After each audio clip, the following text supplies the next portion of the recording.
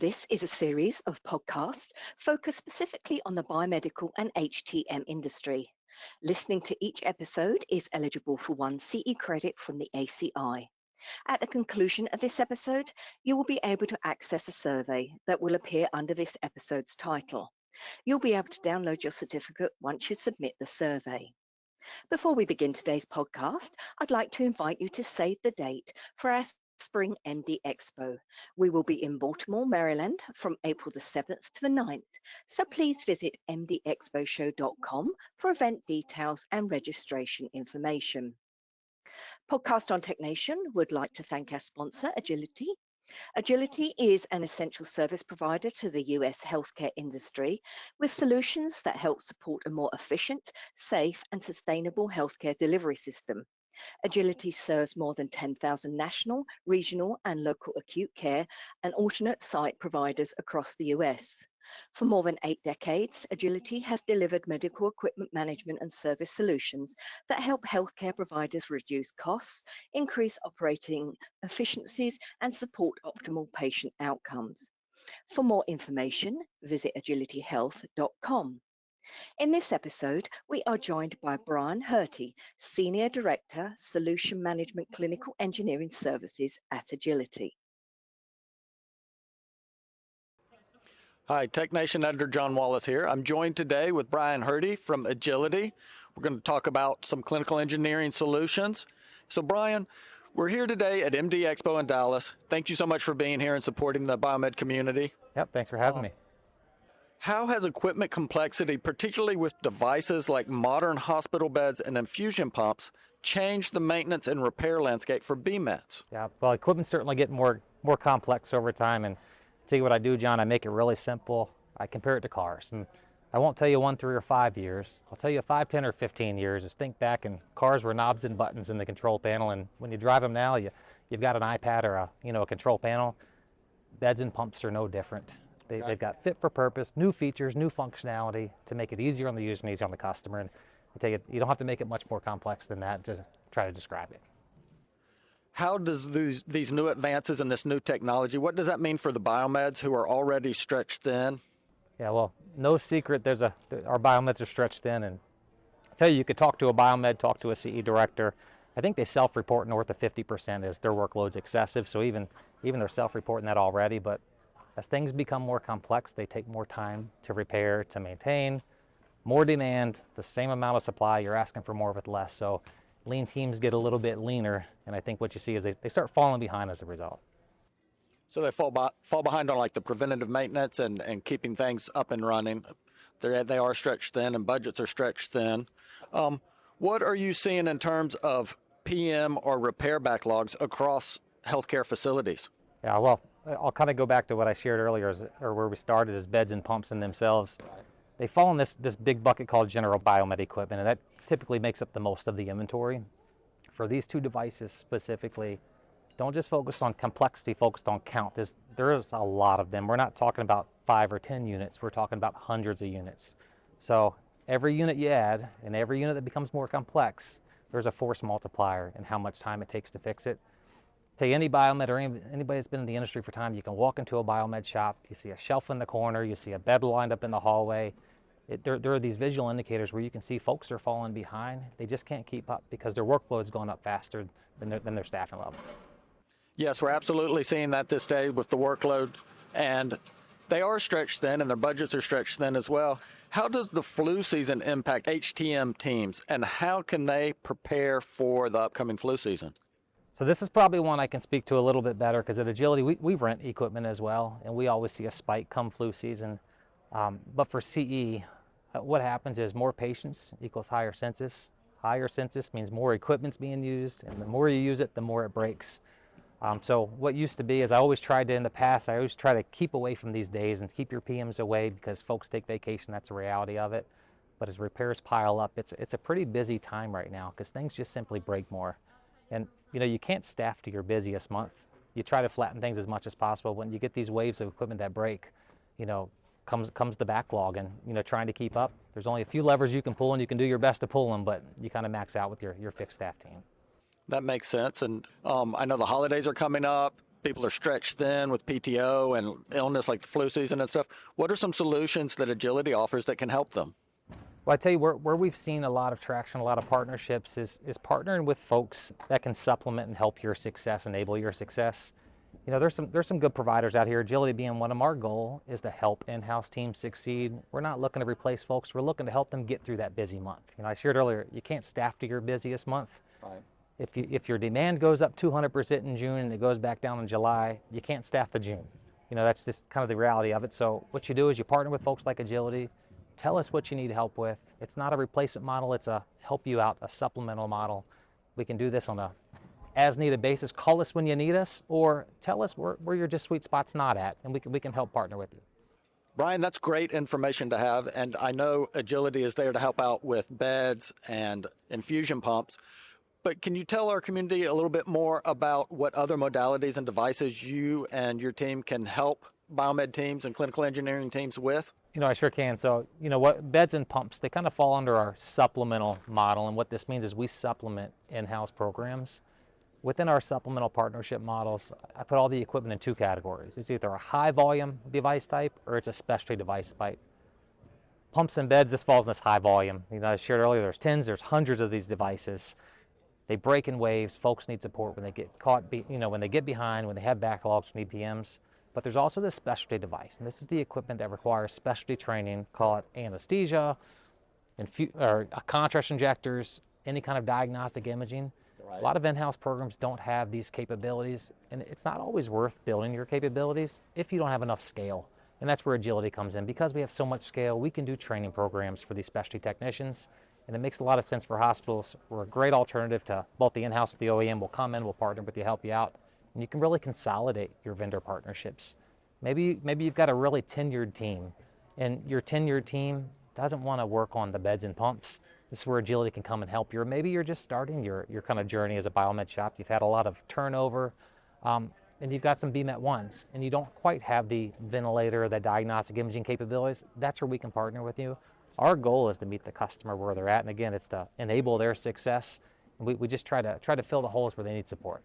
We talked about imaging some with the contrast injectors and the other modalities in imaging like MRI, CT, ultrasound, all those things. What manufacturers do you support, or are you limited to just one manufacturer? So no limitations, multimodality. You know, of course, the big three that when we tuck in with the others as well. We've got a center of excellence where we house our own parts and we refurbish parts out of the Chicago office. So it's a really soup to nuts solution for the customer. There are, of course, end-of-life devices that are hard to support at times, and these edge cases do come through, and this is where we'll come and help the customer with capital planning. Again, our goal is their success, and no hospital is alike, and no BMET shop or no clinical engineering department is really alike. It's really a fit-for-purpose solution that we try to bring to our customers to help them get where they need to go. Sounds like Agiliti offers a lot of flexibility and a lot of flexible solutions for biomed teams and departments. Can you talk a little bit about what options and how that flexibility can help departments? Yeah, so that's something we really pride ourselves on, and it's a lot of times what differentiates us is transparency and flexibility. And again, we're not looking to go put a stake in the ground and to try to be anywhere for any period of time. We're looking to support these customers with where they're at today, whether it's a high volume device with a bed and pump or a specialty device. We kind of see behind us, maybe not the folks that are just listening, but it could be, these are the commonly outsourced equipment types that we see where customers ask for support. So anesthesia, ventilators, endoscopes, sterilizers, I'll kind of go down the list, but commonly the same things are outsourced over and over and over. There's a sweet spot for in-house biomeds, and our goal is to enable their success outside of that sweet spot. And then are you limited geographically, or do you serve the entire nation? So this is one of our superpowers at Agiliti. So we've got brick and mortar locations or service centers at 85 locations across the nation. So when people call Agiliti, that's impressive. yeah, they're calling Agiliti because we've got a tech down the road. We're not flying somebody in, from across the nation, and certainly we can surge support because we've got such an infrastructure. But our differentiator here and what we try to bring to our customers is your tech's right down the street. Let me introduce them. Would you like to come to an Agiliti service center? Would you like to see it? And how do we stock parts? How do we train our technicians? So we really pride ourselves on that transparency, but our techs are right down the road from most hospitals. I imagine you get some really good feedback from hospitals and facilities when you're able to be there that fast. I know I've heard that sometimes the OEMs can take a day or more to get there to look at an imaging device, and you offer a lot of options for different modalities, and you're right down the street. Can you talk a little bit about some customers and some feedback you get? What do they like, and how has Agiliti adapted to provide them solutions when you've heard of a need in the industry? You know what I tell you customers like quite a bit is the fact that we can grow into their install bases. Nobody's trained on everything overnight, but we've got internal training programs. We've got more than a dozen dedicated technician trainers where we train out of our Chicago office.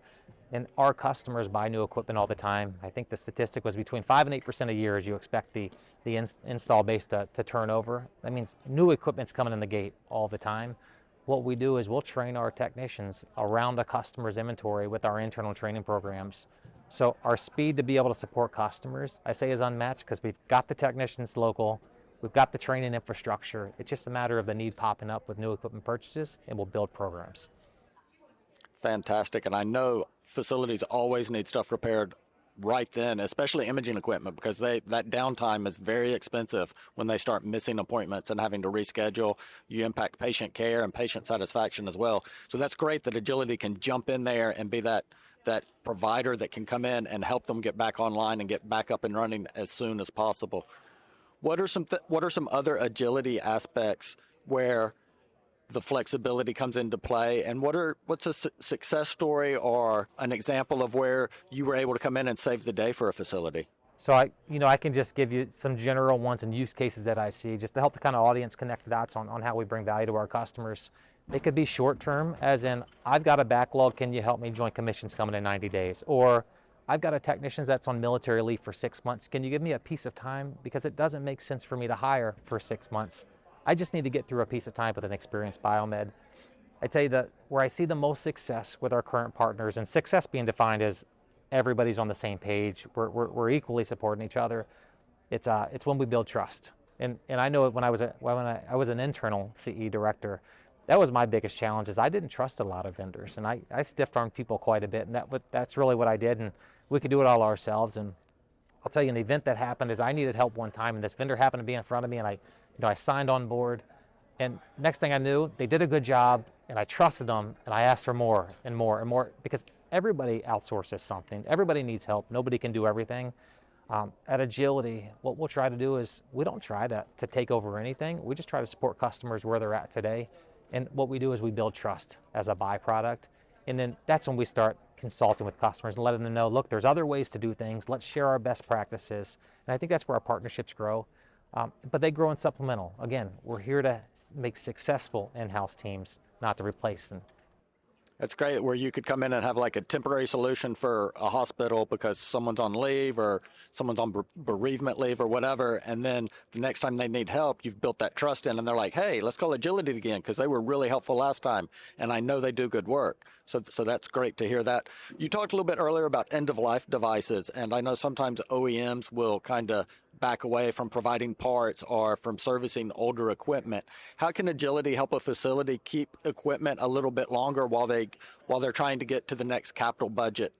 Yeah, and that's a challenge that everybody's asking for is, can you help me with 1 more year, 2 more years? Capital's tight and it's expensive, right? Everybody can't just buy equipment. We'll do our best to stock local parts before they become unavailable. We've got this service center infrastructure. If we cover a system's beds or a system's pumps and we're responsible for that equipment type, we'll stock local parts just to try to elongate that useful life of the equipment. And then we'll even go the step further. We'll help customers with capital recommendations. We're vendor agnostic. We'll say, here's what we're seeing in the market. Here's what you're up against. You're a 200-bed hospital. Here's your census. Here's your usage rate. Here are some recommendations. We've remained vendor agnostic. So aside of just trying to extend their existing life, we'll try to be that consultative approach. And we're capital planning experts. We own 250,000 devices ourselves. We use the experience that we have to try to pass on to our customers to get them to that next step. Brian, that's great information. We were talking a little bit earlier about flu season. How does that impact biomed teams and departments, and how can Agiliti step in and help? Is it helping with the patient load? Is it helping with biomeds being out? What are some things you're seeing in the industry, and how is Agiliti able to step in there and really help? Yeah, well, I told you earlier that census goes up, equipment gets used more. That's just a natural. Equipment gets used more, it breaks more. That's probably the most logical one, the most common use case. But look, biomeds get sick too during flu season. We'll come in, we'll augment them. But I'll tell you another dot that I'll connect to our rental business is there's good rental and there's bad rental. Good rental is I've got more patience. Can I rent a few infusion pumps? I see indicators at time where somebody might reach out and they'll rent 20 pumps or 40 pumps. And I have the aha moment right there is they're not renting that many pumps because they're down on equipment. They're renting that many because they've got broken equipment. They're trying to supplement it. So when we see this, what we try to do, we go into the medical center, we let the customers, they say, look, I just want to make sure there's nothing else here. Is there a better way that I can help you? AKA is let me help you with your backlog so you don't have to rent, because we want to do what's right by the customer and eliminate that root cause. And this might not be a relevant topic for Agiliti, but it's out there, it's buzzworthy, everybody's talking about it. What are some things with cybersecurity and AI, and how can Agiliti help, or how do you use AI to help your customers and the people you are able to supplement their biomed teams? Yeah, so we've really started in this past year and a half to get into the AI race. And it probably has a different definition for every organization that's going after it. And right now what we're trying to do is, with our clinical engineering business, help our technicians. There's so much tribal knowledge in this technician workforce. We've got north of 750 technicians nationwide, many of them with 20 plus years of experience. How do we take their experience and boil it down so we can allow our newer technicians to deliver repairs faster and to have these aha moments written down in front of them? This all equates to downtime for the customer. So the faster we can get customer equipment up means the faster time we can get our techs ready to go. That's great to have those options and that availability to help out when people need it. We were talking a little bit earlier about MD Expo. This isn't your first MD Expo. The exhibit hall is going to open later today. Kind of what are your expectations, and what do you base that on? I tell you, I come here to learn as much as I do to talk about Agiliti. I mean, when customers come by the booth, it's always nice to learn about what their challenges are. I walk around to other booths. I seek out these directors of CE engineering. I seek out the students. What are you seeing today? Right? I know what my current customer base sees, but the industry is much larger than just what I see every day. So I use this to take advantage of what's going on with your hospital, within your four walls, and what are you seeing? That's probably what I get the most out of. Fantastic. And then if people want more information about Agiliti, there's some people that obviously can't be here at MD Expo in Dallas, which we're so excited y'all are here and we're having a great turnout. But if people wanted to reach out to Agiliti, what's the best way to find out more? I imagine there's a website. Yep, it's agilityhealth.com. I'm looking down at it right now at our banner. agilityhealth.com. If there's any inquiries, there's a clinical engineering page on there. Just tell us what you need. We'll follow up with you in short order. Our goal is within a day, we follow up with you and just learn a little bit about you and where you're at. All right, thank you, Brian. This is John Wallace with TechNation Magazine at MD Expo Dallas, signing off with Brian. So go check out agilityhealth.com and find out how they can help you. Thanks so much. Thank you for a great presentation. If you enjoyed today's episode, you might enjoy our ongoing webinar series, Webinar Wednesday. You can find a calendar of upcoming live webinars, as well as an archive of on-demand webinars at webinarwednesday.live. To obtain your certificate for 1 CE credit from the ACI, please remember to complete and submit the survey located below the podcast title. If you have any questions, you can reach us at webinar@mdpublishing.com.